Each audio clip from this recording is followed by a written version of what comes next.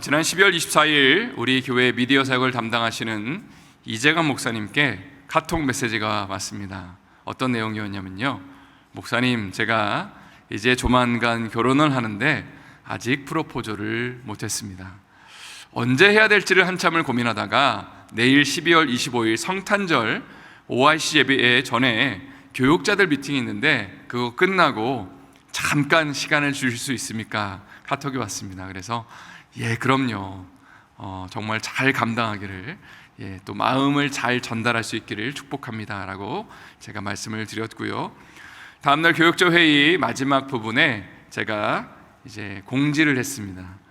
우리 이재감 목사님이 앞에 남아서 좀 하실 말씀이 있다고 하네요 하면서 이재감 목사님을 초청을 했습니다. 그리고 목사님이 앞으로 나와서 감동적인 편지를 읽어줬습니다. 이렇게 예쁜 카드를 준비했더라고요. 그걸 한 장씩 넘기면서 이제 박일환 전사님 나오라고 하고, 그리고 나서 무릎을 꿇고 저와 결혼해 주시겠습니까 하면서 반지를 내밀었을 때 박일환 전사님이 어떻게 반응했을까요? 당연히 예스라고 그렇게 대답을 해 주었습니다. 사실 이 모습을 지켜보는 우리 교육자들이 참 많이 감동을 했습니다. 그리고 남자와 여자가 결혼해서 하나됨을 이루고 결혼한다는 것은 참 하나님이 영광 받아주시고 기뻐하시는 일이구나 라는 생각을 하게 되었습니다. 우리가 고백하는 것은 결혼이라는 제도는 하나님이 만드신 제도이고, 그리고 이 속에서 아름다운 영적인 원리가 참 많이 드러나고 숨겨져 있다는 것입니다. 특별히 신앙생활의 놀라운 원리도 이 결혼생활 가운데 담겨져 있는 것을 보게 됩니다. 가령 남자와 여자가 사랑해서 결혼을 하고 하나됨을 이루는 것처럼 예수 그리스도와 우리 신부된 우리 성도들이 결혼을 해서 영적으로 하나됨을 이루고, 그리고 하나님의 나라와 영광을 위해 살아가는 것을 보게 되죠.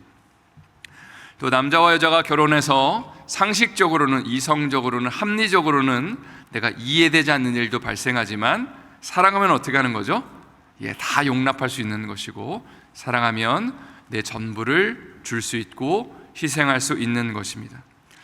그래서 예수님은 우리를 위해서 생명을 내어주셨고, 우리도 주님을 위해서 우리의 생명을 드릴 수 있는 것이죠.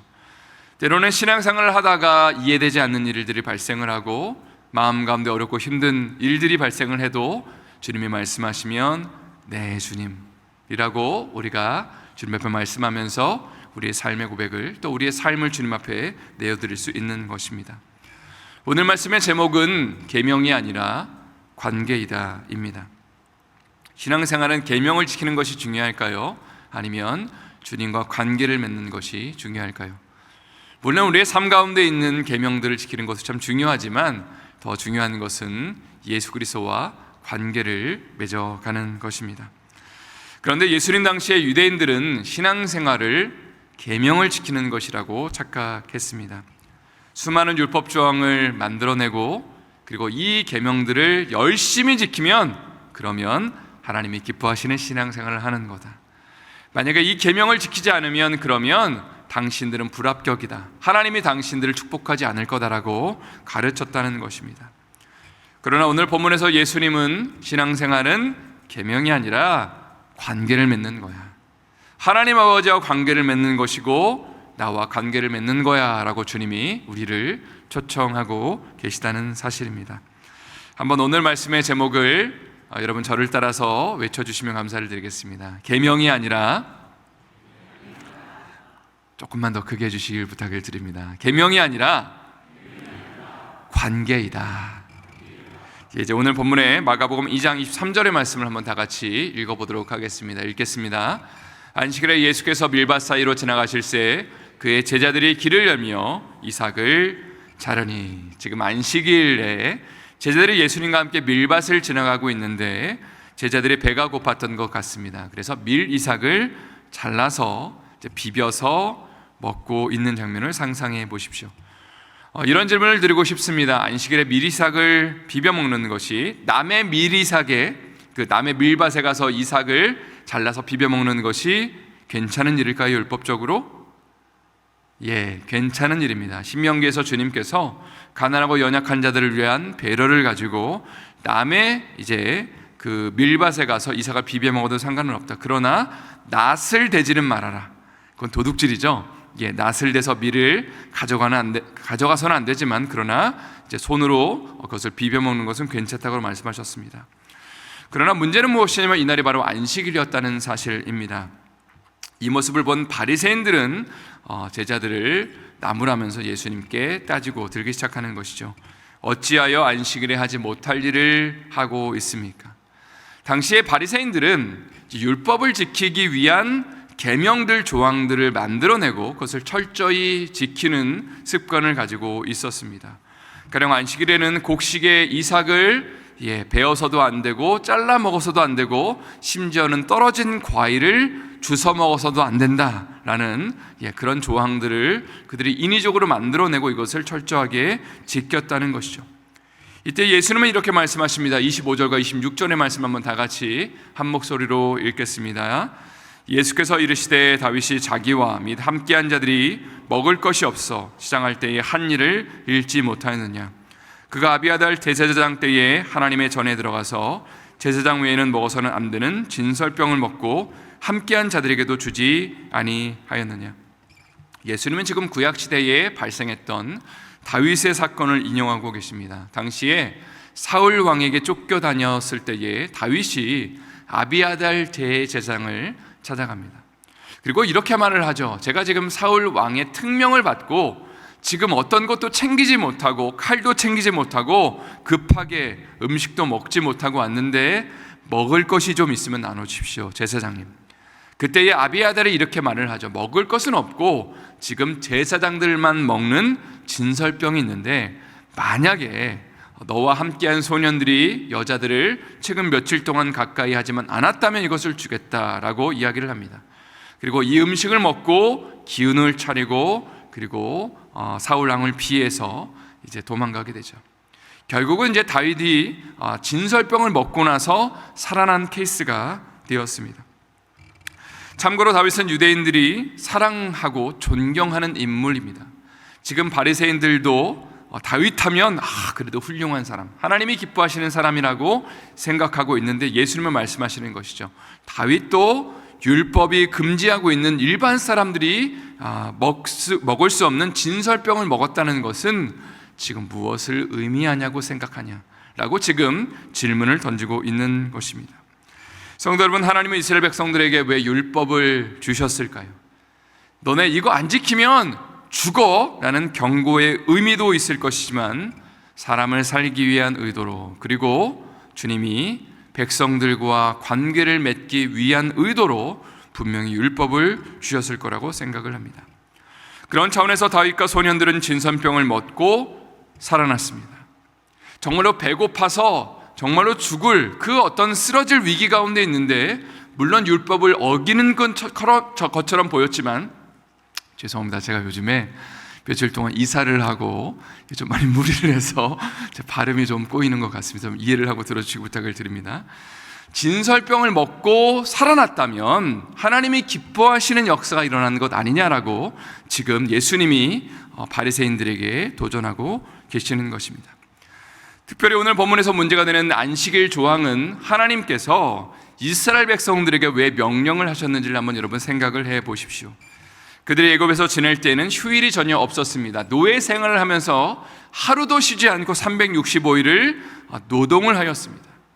힘들고 어려운 하루하루의 삶을 살아가는 가운데 하나님의 은혜 가운데 지금 출애굽이라는 것을 하였습니다. 자유를 얻었고 하나님의 긍휼과 사랑 가운데 지금 이스라엘 땅 가운데, 지금 가나안 땅 가운데 정착하게 되었습니다. 그런데 하나님께서 안식일을 거룩하게 지키라고 명령하셨던 이유는 무엇이냐면, 첫 번째, 하나님이 세상을 창조하시고 그리고 마지막 날에 안식하셨기 때문이죠. 그리고 두 번째, 이스라엘 백성들뿐만이 아니라 그들과 함께하는 가족들과 종과 가축들에게 쉼을 주라고. 너희가 예전에 애굽 땅에서 지금 노예로 살아갔을 때에 너희가 하루도 쉬지 않고 힘들게 노동했던 것을 기억하면서 이제는 하루를 쉬면서 너희뿐만이 아니라 너희와 함께하는 사람들, 또 가축과 종들까지도 함께하면서 그 쉼을 누리면서 우리가 옛날에 애굽 땅에서 이렇게 종되었는데 구원받았구나를 기억하라는 차원에서 주님이 안식일을 명령하셨다는 것입니다. 그래서 오늘 본문의 27절과 28절 말씀 한 번 더 다 같이 읽어보도록 하겠습니다. 시작.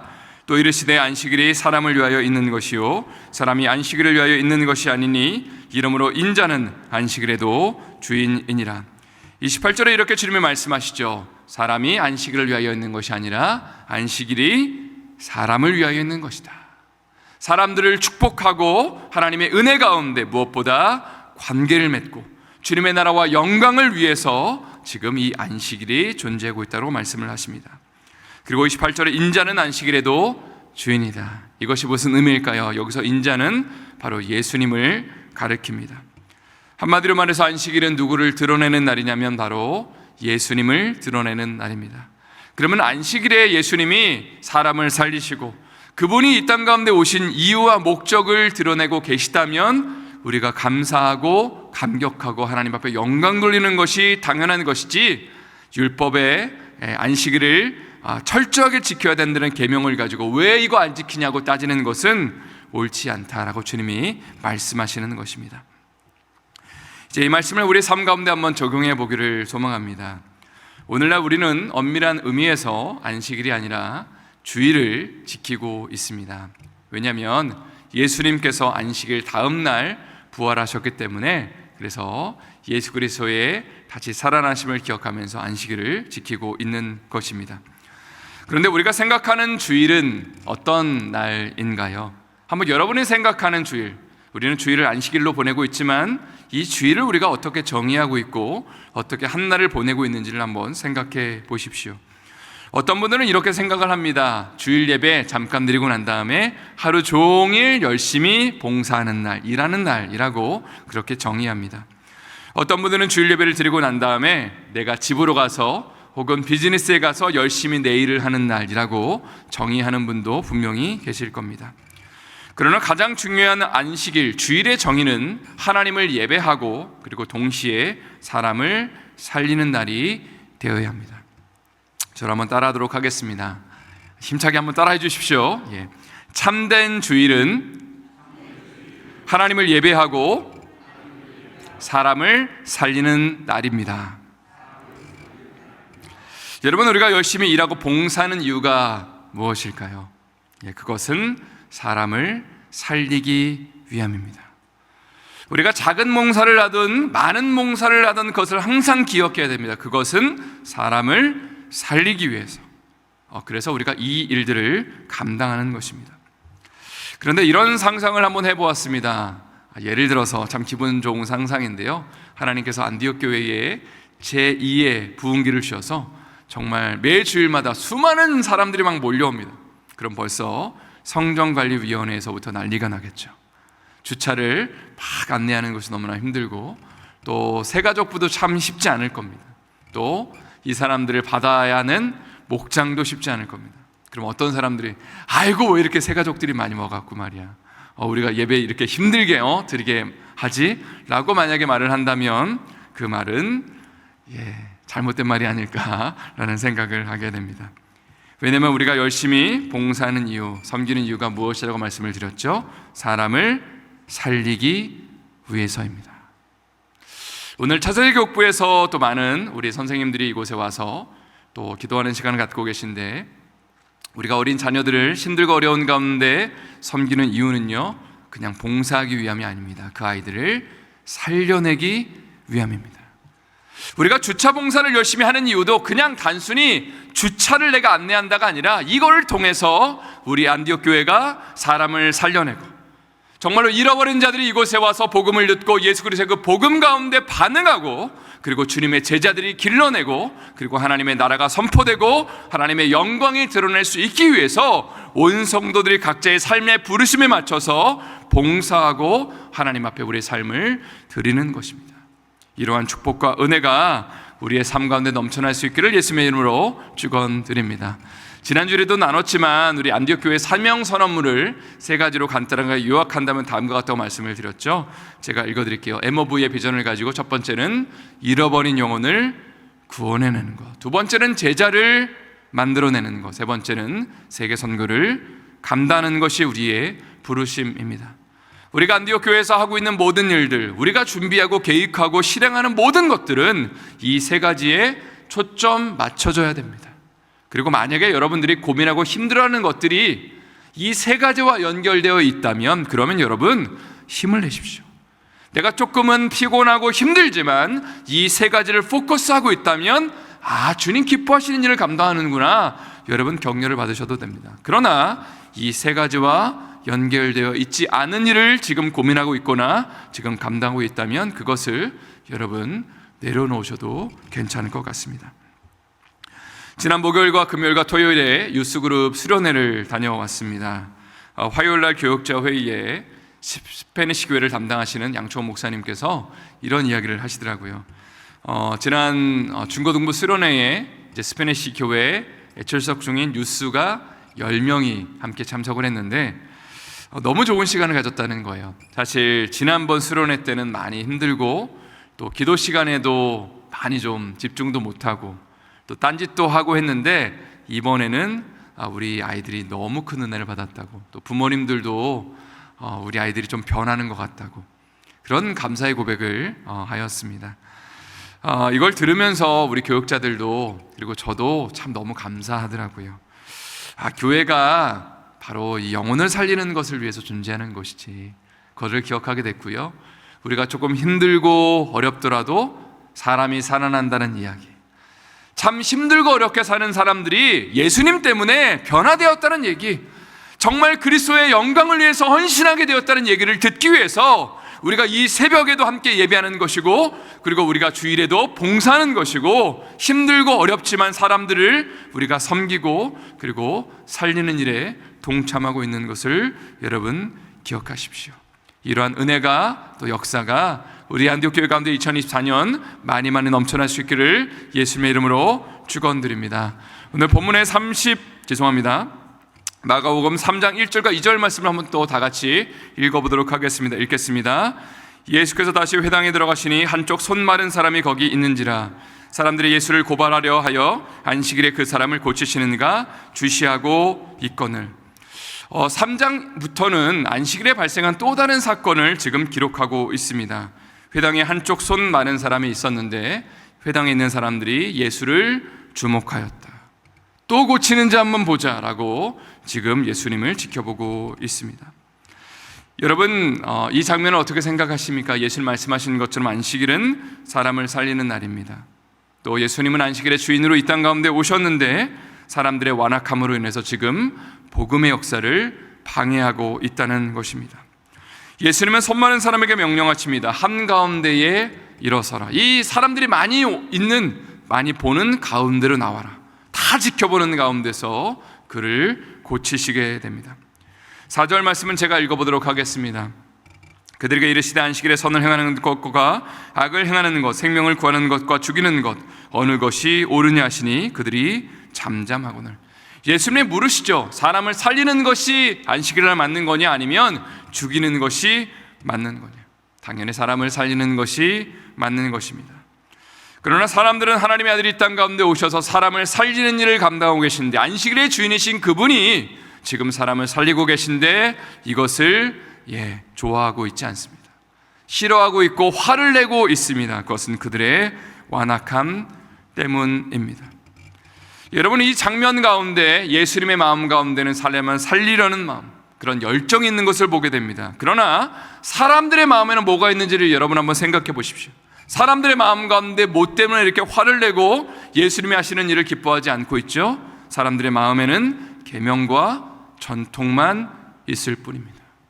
하나님과 관계를 맺고 하나님을 예배하고 하나님이 말씀하시면 순종하는 그 반응은 없고, 그냥 정해져 있는 계명들, 여태까지 해왔던 전통만 주구장창 고수하고자 하는 그 마음만 있다는 것입니다.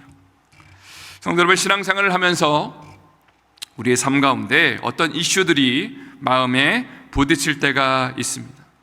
혹시 우리 자신을 좀 돌아봤으면 좋겠습니다. 저부터도, 여러분부터도 한번 이렇게 생각하고 있는지는 않은지, 과거 이렇게 했기 때문에 당연히 이렇게 하는 게 맞아, 이게 우리 전통이니까 앞으로도 이렇게 가야 돼 라고 생각하고 있지는 않습니까?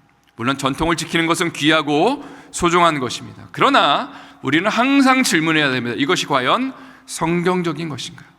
그리고 또 하나의 질문은 사람을 살려내는 것인가? 때로는 또 내가 손해를 보는 일이 있다 하더라도 하나님이 기뻐하시는 일인가? 하나님이 정말로 좋아하시는 일인가? 뭐가 정직하고 하나님이 영광 받으시는 일인가를 우리는 항상 질문해야 되고, 사람을 살리는 일이라면, 예수 그리스도의 복음을 드러내고 주님 앞에 영광을 돌리는 일이라면 우리는 주님 앞에 순종해야 한다는 사실입니다.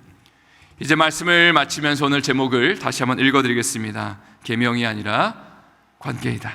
다시 한번 저를 따라할까요? 계명이 아니라 관계이다. 예수님은 우리를 사랑의 관계로 초대하셨습니다. 그것은 짐이나 부담이 아닙니다. 오히려 우리를 먼저 주님과 사랑하기를 원하십니다. 그 사랑을 누리라고 말씀하십니다. 그리고 주님을 사랑하면 사랑하는 사람에게는 우리의 전부를 내어줄 수 있습니다. 우리의 삶을 주님을 위해서 희생할 수 있고 우리의 삶을 주님 앞에 바칠 수 있다는 사실입니다. 무엇보다 다음 주 월요일부터 시작되는 신년 21일 저녁 기도회와 선교 사명자 대회가 부담이 아니라 주님과의 관계를 회복하는 시간이 되기를 소망합니다. 가정과 교회를 위해 울부짖으며 하나님의 은혜를 회복하고 주님의 음성 가운데 우리가 반응하며 주님과의 그 뜨거운 관계가 다시 타오를 수 있는 우리의 삶이 될 수 있기를 예수님의 이름으로 축원드립니다.